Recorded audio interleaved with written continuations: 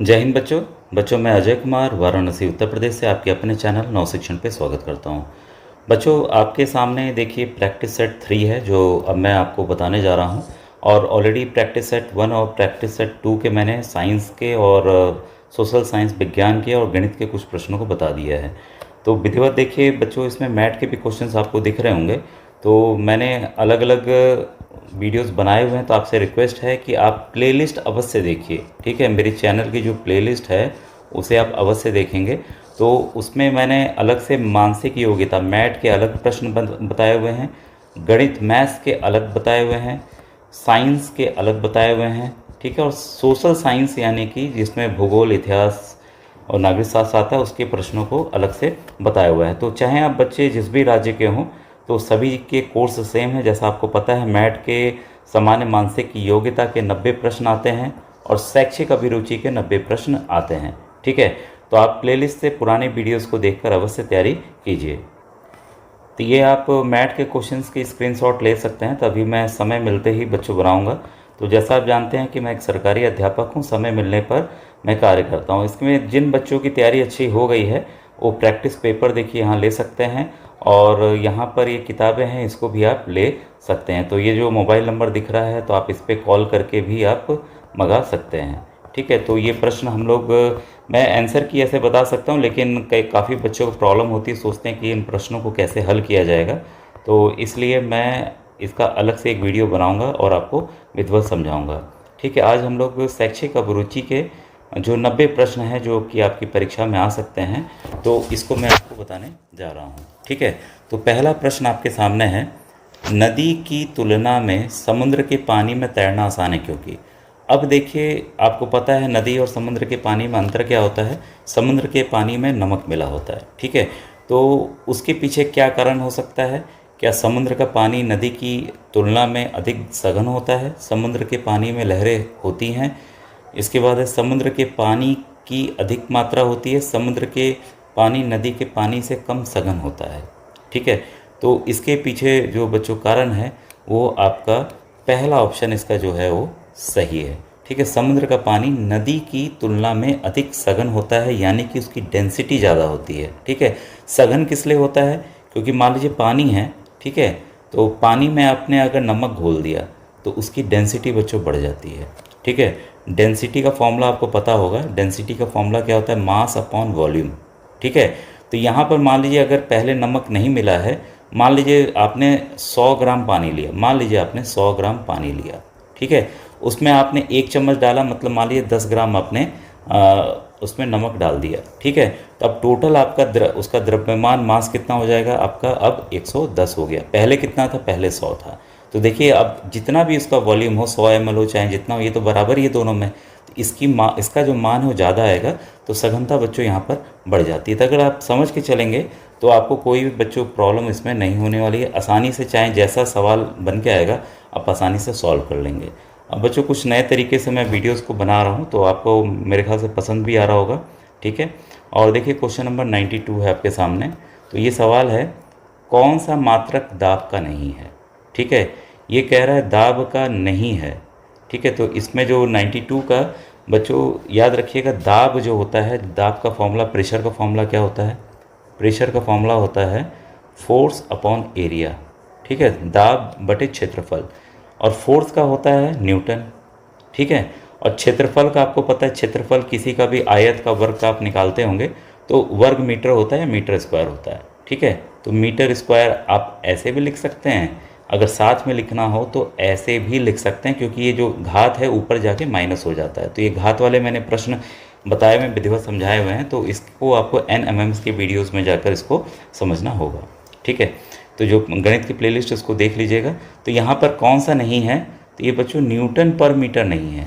अब आप बोलेंगे देखिए पास्कल भी यूनिट है दाब का, और साथ में CGS यूनिट में डाइन प्रति सेंटीमीटर स्क्वायर भी इसकी यूनिट है। तो इस तरह से आप बच्चों देखिए कई जो सवाल हैं यहाँ से बनते हैं, और आप इसको समझ के आप ज़रूर कॉपी में ज़रूर नोट डाउन कर लीजिएगा। ठीक है, क्वेश्चन नंबर 93 आपके सामने। प्रश्न है, घर्षण को डैश के द्वारा बढ़ाया जा सकता है। तो जो फ्रिक्शन है उसको हम कैसे बढ़ा सकते हैं, घटाना नहीं है। तो यहाँ पर आपका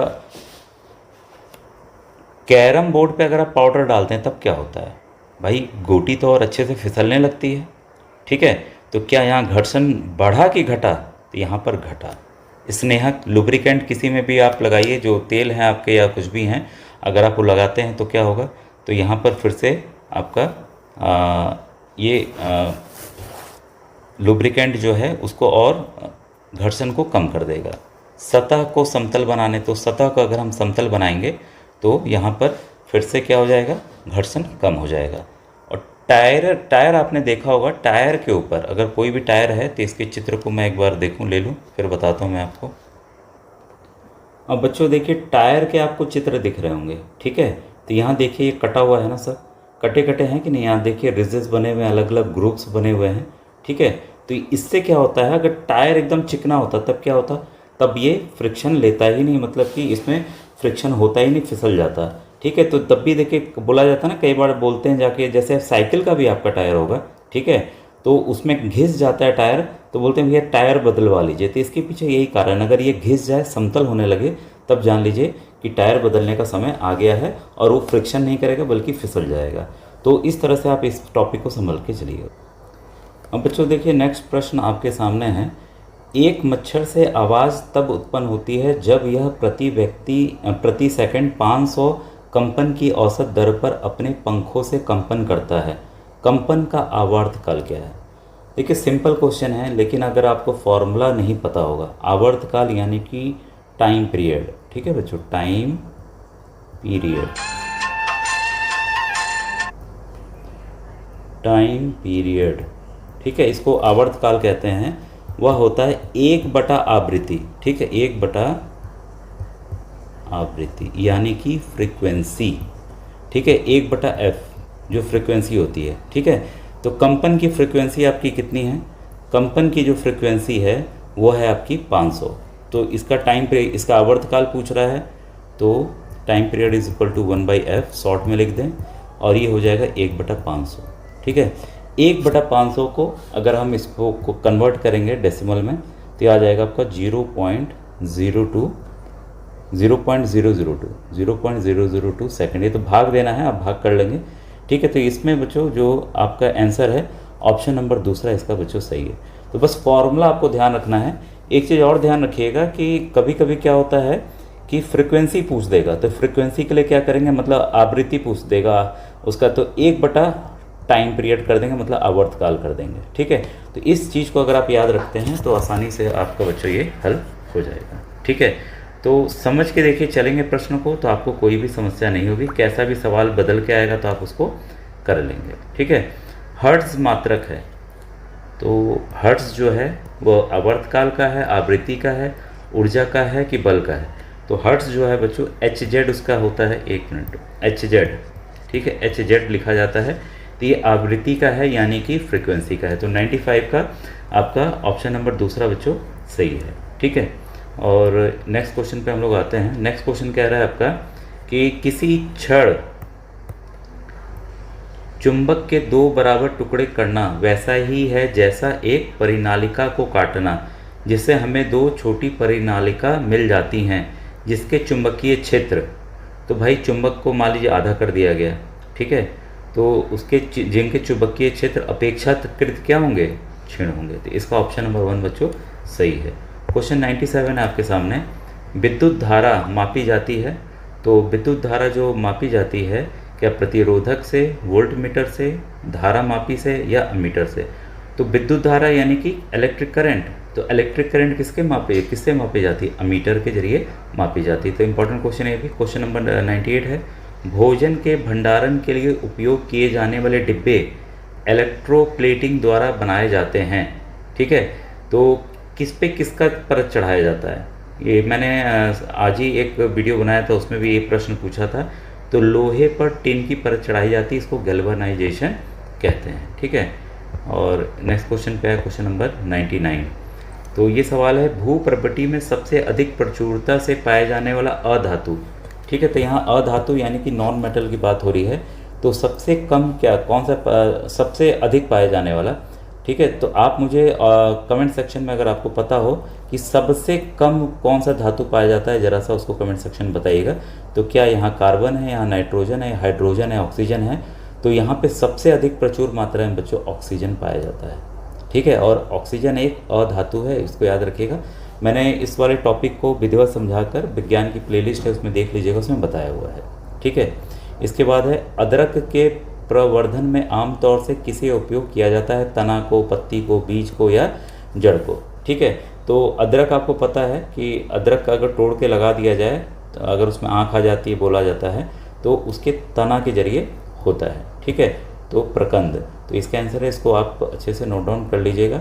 और ये अक्सर आलू को लेकर या किसी भी चीज़ों को लेकर बच्चों सवाल आते रहते हैं। बीज बोने की आधुनिक विधि है, ठीक है, तो कीप द्वारा, सीड ड्रिल द्वारा, हल द्वारा और ये टिलिंग द्वारा। तो जो आधुनिक विधि है बच्चों वो है हमारी सीड ड्रिल द्वारा। ठीक है, ऑप्शन नंबर 2 इसका सही है। इसके बाद है अजूबा में वर्धी प्रजनन किसके द्वारा होता है? तो जो 102 है उसका सही आंसर है बच्चों पत्तियों द्वारा। निम्न में से कौन सा रासायनिक उर्वरक नहीं है? तो यहाँ पूछ रहा है कौन सा रासायनिक उर्वरक हमारा नहीं है? यूरिया, जैविक खाद, NPK या पोटास? ठीक है, तो इसका सही आंसर है बच्चों जैविक खाद, क्योंकि जैविक खाद तो भाई सड़ा गला के ज़मीन में बनाया जाता है, बाकी सभी क्या हैं? रासायनिक पदार्थ हैं। ठीक है, इसके बाद एक कीटों में गैस विनिमय के लिए वायु नालिकाओं के जाल को क्या कहते हैं? तो आपके कॉकरोच हो गए या अन्य जो कीट हो गए, तो उनमें किनके द्वारा होता है? तो उनमें बच्चों श्वास रंध्र के द्वारा होता है। यूरिया का निर्माण कहाँ होता है? ठीक है, तो यूरिया का प्रश्न मैंने ये भी पूछा था कि किस वैज्ञानिक ने पहली बार इसको सिंथेसाइज किया था। ठीक है, तो इसका जो सही आंसर है यकृत में होता है। ठीक है, काफ़ी इंपॉर्टेंट क्वेश्चन है ये भी। इसके बाद है वाहनों के लिए सबसे कम प्रदूषक ईंधन है? CNG, बायोडीजल, केरोसिन या पेट्रोल? तो सबसे कम प्रदूषण बच्चों होगा CNG से। इस समय देखिए CNG की गाड़ियाँ आ रही हैं। CNG का फुल फॉर्म जो आया हुआ है कई बार, तो ये है कंप्रेस्ड नेचुरल गैस। जो नेचुरल प्राकृतिक गैस है उसको कंप्रेस कर दिया गया। मान लीजिए इतनी हवा है, कहीं पे इतनी हवा है, इसको हम प्रेशर किए, ऊपर से दाब किए और दाब करके इतना ले आए, इतना कर दिए बस। यही बच्चों जो गैस इतने में समा गई वही कंप्रेस हो गई है। ठीक है, तो इसी को कहेंगे कंप्रेस्ड नेचुरल गैस। तो इसका आपको उत्तर मिल गया होगा। नेक्स्ट क्वेश्चन आपके सामने है कैरम बोर्ड पर पाउडर छिड़कने से घर्षण डैश हो जाता है। अभी देखिए मैंने इसको विधिवत समझाए हुए था। ठीक है, तो क्या कम हो जाता है या अधिक हो जाता है, अपरिकृत रहता है या कह नहीं सकते? तो क्या होगा? घर्षण क्या हो जाएगा? कम हो जाएगा। इसका ऑप्शन नंबर 1 बच्चों इसका सही है। फिर है रुमिनेंट्स में सेलुलोज का पाचन कहाँ होता है? ठीक है, रुमिनेंट्स किसको कहते हैं? जो गाय हैं, बकरी हैं, ये लोग घास खाते हैं। तो मुख में, ग्रसिका में, अमाशय, सीकम में या अंधनाल में? तो 108 का बच्चों जो सही आंसर है वह है अंधनाल में। ऑप्शन नंबर 4 इसका सही है। स्टेनलेस स्टील लोहे में कौन सी धातु को मिलाकर बनाया जाता है? ठीक है, ये भी काफ़ी इम्पोर्टेंट है। लोहे के साथ मैंने ये प्रश्न आज ही बताया है। तो 109 का क्वेश्चन आपके होमवर्क ले रहेगा कि 109 का पहला ऑप्शन, दूसरा, तीसरा कौन सा ऑप्शन सही है, ये आप मुझे कमेंट सेक्शन में बच्चों बताइएगा। ठीक है, इसके बाद है क्वेश्चन नंबर 110। अब देखिए ये सवाल न्यूमेरिकल वाला है बच्चों। आपको पता है कि स्पीड, चाल बराबर क्या होता है? चाल बराबर होता है डिस्टेंस अपॉन टाइम, यानी कि दूरी बटा समय।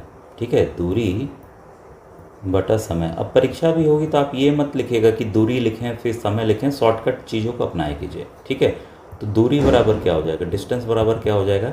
ये क्रॉस मल्टीप्लाई करेगा जाके, मतलब स्पीड चाल गुणे समय हो जाएगा, यही होगा। तो यहाँ पर क्या पूछ रहा है? कुल दूरी तय की गई। तो भाई एक बार इसका निकाल लेंगे, एक बार इसका निकाल लेंगे बारी बारी से। ठीक है, तो फॉर्मूला आपने नोट डाउन कर लिया होगा। ठीक है, तो अब देखिए इसमें क्या है, पहले वाले में क्या है, दूरी कितनी है आपकी, ये फॉर्मूला मैं लिख देता हूँ। Speed is equal to distance upon time, और डिस्टेंस क्या हो जाएगा आपका? Speed into time. ठीक है, अब हम देख रहे हैं कि टाइम जो है यहाँ पर मिनट में दिया गया है, और यहाँ अगर आप चाल देखेंगे वो घंटे में दिया गया है। इसका मतलब हमें यहाँ क्या करना है? मिनट को घंटे में बदल लेना है। ठीक है, तो पहले वाले केस में, पहला वाला केस मान लीजिए मैं ए मान लेता हूँ, तो 60 दूरी ये आपका चाल हो गई, गुणे समय कितना हो जाएगा 25 मिनट है तो इसको घंटे में हमने बदल लिया। ठीक है, तो कट्टम कुट्टा खेल लेंगे तो ये तो 25 ही आना है। और दूसरे वाला जो बी है इसको हम क्या करेंगे, इसके साथ प्लस कर देंगे, कुल दूरी आपकी निकल आएगी। ठीक है, तो ये हो जाएगा 70 गुणे 36/60। बस आपको इसको करना है हल और आपका ऑप्शन नंबर 4 बच्चों आ जाएगा। ठीक है, तो इस तरह से ये सवाल आपको हल करना था। ठीक है, तो गुणा भाग तो आप कर ही लेंगे, तो इसमें क्योंकि समय नुकसान नहीं करेंगे ताकि अभी काफ़ी प्रश्न हैं जो हमें कवर करने हैं। जब किसी तार से विद्युत धारा प्रभावित की जाती है तो वह चुंबक की भांति व्यवहार करता है, यह विद्युत धारा का कौन सा प्रभाव है। ठीक है, तो ये बच्चों चुंबकीय प्रभाव है। 111 का ऑप्शन नंबर 3 बच्चों सही है। बिजली का स्विच बनाने में किसका उपयोग किया जाता है। ठीक है, बेकेलाइट का, पीवीसी का, टेफ्लॉन का या नायलॉन का।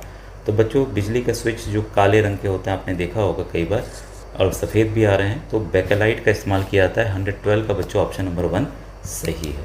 ठीक है, इसके बाद है आपका क्वेश्चन, नर और मादा युग्मनों के संयोग युग्मन का प्रक्रम कहलाता है। तो इसका बच्चों ऑप्शन नंबर 1 सही है, निषेचन। भूकंप की शक्ति के परिणाम को व्यक्त किया जाता है, तो इसके किया जाता है बच्चों रिक्टर पैमाने पे। आपको पता होगा काफ़ी बार ये प्रश्न आया भी हुआ है, रिचर स्केल कहते हैं। ब्रायोफाइलम प्रजनन किसके द्वारा, तो ब्रायोफाइलम आप देखे होंगे उसके पत्तियां पे ही जड़ें निकल आती हैं। ठीक है, तो ये 115 का बच्चों सही आंसर है, पत्ती द्वारा। ये भी काफ़ी बार आया हुआ है। गलत कथन चुनिए। ठीक है, तो गलत कथन यहाँ पर हमें सेलेक्ट करना है। आयोडीन की कमी से घेंगा रोग होता है, भाई ये तो सही है। ठीक है, विटामिन डी की कमी से रतौंधी होता है, भाई विटामिन ए से होता है, ये तो ऐसे ही गलत हो गया। ठीक है, लोहे की कमी से रक्तचाप ये होता है, हाँ ठीक है, और विटामिन बी की कमी से बेरी होता है, ये भी सही है।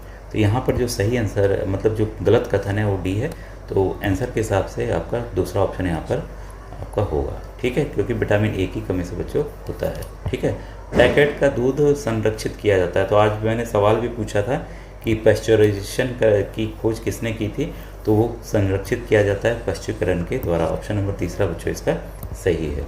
निम्नलिखित में से कौन सा समूह खरीफ फसल का है। खरीफ और रबी, जो बच्चे पुराने वीडियोस देख रहे हैं इसका कोड मैंने बताया हुआ है, तो आप उसको जाकर देखिए हर एक चीज़, क्योंकि एक ही वीडियो में बता पाना बहुत मुश्किल है। यहाँ पर है कपास, मक्का और धान। 118 का बच्चों ऑप्शन नंबर 4 जो सही है। निम्नलिखित में से कौन सा एक मिश्रण नहीं है। ठीक है, तो पेट्रोल, डीजल, अल्कोहल और हवा मिश्रण नहीं है पूछ रहा है। ठीक है, तो 119 का सही आंसर है बच्चों यहाँ पर अल्कोहल। बाकी सभी क्या है, मिश्रण है। फिटकरी का रासायनिक सूत्र है, काफ़ी इंपॉर्टेंट है बच्चों ये। ठीक है, ये है K2SO4 यानी कि पोटेशियम सल्फेट, Al2SO4 थ्राइस मतलब कि एल्युमिनियम सल्फेट, और 24 जो हैं वाटर के मॉलिक्यूल हैं। ठीक है, तो इसका पहला ऑप्शन होगा, तो आप समझ के याद कीजिएगा। निम्न में से मिश्र धातु नहीं है, तो यहाँ पूछ रहा है मिश्र धातु नहीं है, वो एक धातु भाई होनी चाहिए। पीतल है, कांसा है, जर्मन सिल्वर है, लेकिन क्रोमियम आपका बच्चों मिश्र धातु नहीं है। इसकी परत लोहे पे चढ़ाई जाती है। ठीक है, फिर स्वर्णेंद्रिय है, तो भाई किससे हम सुनते हैं, तो सिंपल क्वेश्चन था, तो हमारा है कान। ऑप्शन नंबर 1 सही है। ठीक है बच्चों, ये जो प्रश्न है बार बार आया हुआ है और काफ़ी इंपॉर्टेंट प्रश्न है। यदि कोई वस्तु समतल दर्पण से 5 सेंटीमीटर दूर है तो इसके द्वारा निर्मित प्रतिबिंब और वस्तु के मध्य होगा। ठीक है, तो जो दूरी होगी कितनी होगी, मान लीजिए कि ये आपका समतल दर्पण है, भाई ये दर्पण है मान लीजिए। ठीक है, और कोई यहाँ पर 1 मिनट, कोई है आपका 5 सेंटीमीटर की दूरी पे खड़ा है, यहाँ खड़ा है। ठीक है, यहाँ से 0 मान लें, तो इसका प्रतिबिंब भी 5 सेंटीमीटर की दूरी पे बनेगा, इसको आप याद रखिएगा। ठीक है, तो इसके निर्मित प्रतिबिंब और वस्तु के मध्य की दूरी, तो भाई ये 5 कितना हो गया, 10 हो गया। तो इसका बच्चों 123 का ऑप्शन नंबर 3 बच्चों इसलिए सही है। ठीक है, अब आइए क्वेश्चन नंबर 124 देखें। सजीवों में आनुवांशिकता की इकाई है। ठीक है, तो इसमें आपका गुणसूत्र है, जीन है, डीएनए है कि आरएनए है, तो 124 का सही आंसर है बच्चों डीएनए। डीएनए का फुल फॉर्म आपको पता होगा, डाई न्यूक्लिक एसिड। ठीक है, स्वस्थ दांतों और हड्डियों के लिए आवश्यक खनिज है, तो मेरे ख्याल से सभी बच्चे आंसर इसका जानते होंगे। इसका ऑप्शन आप आंसर कमेंट सेक्शन में बताइएगा, लौह, कैल्शियम, सोडियम या मैग्नीशियम। हर्ष ने अपनी राजधानी स्थापित की थी, तो 126 का सही आंसर है बच्चों कन्नौज। फिर 1784 में एशियाटिक सोसाइटी की स्थापना कहाँ की गई थी? तो एशियाटिक सोसाइटी की स्थापना बच्चों आपकी कोलकाता में की गई थी। सिंधु घाटी की सभ्यता में घोड़ों के अवशेष मिले हैं, ठीक है। तो घोड़े के जो अवशेष कहाँ मिले हैं? तो घोड़े के अवशेष जो हैं आपके बच्चों मिले हैं सुरकोटदा में, ठीक है। भारतीय संगीत का आदि ग्रंथ कहा जाता है। तो संगीत की उत्पत्ति जो है माना जाता है सामवेद से हुई है। 4 वेद थे, ऋग्वेद, यजुर्वेद और फिर आपके सामवेद है और एक और है, अभी देखिए ध्यान नहीं आ रहा है, ठीक है। इसके बाद है क्वेश्चन 130, प्रथम भक्ति आंदोलन किसके द्वारा आयोजित किया गया था? तो प्रथम भक्ति आंदोलन बच्चों रामानुजाचार्य द्वारा किया गया था। कैप्टन हॉकिंस और सर थॉमस रो ने डैश के दरबार में दौरा किया। ये प्रश्न बच्चों काफ़ी बार आया हुआ है, वो भी कई राज्यों में आया हुआ है। तो जहांगीर के दरबार में इन्होंने दौरा किया था, वो परमिशन लेना चाहते थे व्यापार करने के लिए, ठीक है। हैदराबाद में चार मीनार स्मारक किसके शासन में बनाया गया था? तो चार मीनार आप जानते हैं कि हैदराबाद में स्थित है। कई बार आता है कि चार मीनार कहाँ स्थित है, तो ये जो बनाया गया था बच्चों मोहम्मद कुली कुतुब शाह द्वारा, ठीक है। तो 132 का तीसरा ऑप्शन सही है। क्वेश्चन 133 है, ने महमूद खिलजी को हराकर चित्तौड़गढ़ में विजय स्तंभ बनवाया। तो 133 का ऑप्शन नंबर तीसरा राणा कुंभा सही है। भारत की स्थलीय सीमा कितने देशों से जुड़ी है? ठीक है, तो देशों के देखिए नाम भी आपको बच्चों पता होने चाहिए, क्योंकि कई बार आ जाता है ऑप्शन। तो कुल 7 देशों के साथ जुड़ी है, ठीक है। भूमध्य रेखा कितने देशों से होकर गुजरता है? ये भी काफ़ी इंपॉर्टेंट प्रश्न है, ठीक है। ये बच्चों 13 देशों से होकर गुजरता है, ठीक है। इसके बाद आइए नेक्स्ट क्वेश्चन देखें। नेक्स्ट क्वेश्चन है, सुनामी कौन सा शब्द है? ठीक है, तो सुनामी आई थी आपको पता है, काफ़ी तहस नहस हुआ था। तो 136 का सही आंसर है जापानी शब्द है। ग्रैंड ट्रंक रोड का निर्माण कराया था, तो शेरशाह ने कराया था। निम्नलिखित में से कौन नोबेल पुरस्कार विजेता नहीं है? ठीक है, तो यहाँ पर नोबेल पुरस्कार जो है आपका सीवी रमन जी को मिल चुका है फिजिक्स के लिए, अमर्त्य सेन जी को मिला है, इकोनॉमिक्स के लिए रविन्द्रनाथ टैगोर को मिला है। यहाँ पर होमी जहांगीर भाभा को यहाँ नहीं मिला है, ठीक है। अब नेक्स्ट क्वेश्चन आइए, इसको देखें, इसको बता दूँ थोड़ा सा। स्वामी विवेकानंद के गुरु का नाम क्या है? ये भी काफ़ी बार आया हुआ है बच्चों, ठीक है। तो स्वामी विवेकानंद के जो गुरु थे उनका नाम था रामकृष्ण परमहंस। इन्हीं के नाम पर देखिए इस समय कई जगह जो संस्थाएं हैं खुली हुई हैं, मिशन वगैरह, रामकृष्ण मिशन, ठीक है। वे संसाधन जिनका भंडार सीमित है कहलाते हैं। तो भाई जिनका भंडार ख़त्म हो जाए, जैसे कोयला हो गया, कोयला ख़त्म हो जाएगा, ठीक है। कोई भी धातु है लौह अयस्क है, वो भी ख़त्म हो जाएगा, ठीक है। तो उसको कहते हैं अनवीकरणीय संसाधन, वो हम दोबारा नहीं पा सकते। इस पर भी कई बार ऑप्शन वाले प्रश्न आते हैं। निम्न में से शक्ति के संसाधनों में सम्मिलित नहीं है, तो इसमें शक्ति के संसाधनों में सम्मिलित नहीं है, तो यहाँ पर है आपका लौह अयस्क। बाकी सबसे देखिए कुछ ना कुछ हमें पावर मिलता है, कुछ ना कुछ चीज़ें बनती हैं, ठीक है। इसके बाद है गोस्वामी तुलसीदास समकालीन थे। तो गोस्वामी तुलसीदास जी ने क्या लिखा है, ज़रा मुझे कमेंट सेक्शन में लिख कर बताइएगा।